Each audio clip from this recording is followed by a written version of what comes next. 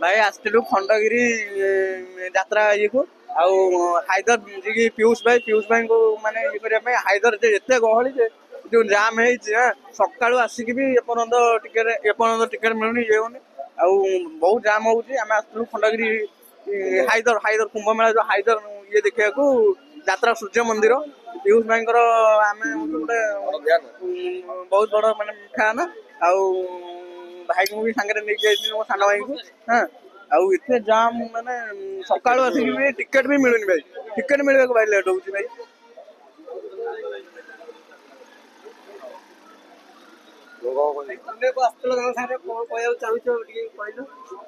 ମୁଁ କଣ କହିବି, ମୁଁ ତ ସବୁ ବର୍ଷ ଆସେ ଦେଖିବାକୁ ଖଣ୍ଡଗିରି ମେଳାକୁ ଆଉ ଯେତେ ବହୁତ ଭଲ ଲାଗେ ଆମ କୁମ୍ଭ ମେଳା ଖଣ୍ଡଗିରିରେ। ତାପରେ ବି ଟିକେଟ ଆମେ ସୂର୍ଯ୍ୟ ମନ୍ଦିର ଅପୁରା ସୂର୍ଯ୍ୟ ମନ୍ଦିର।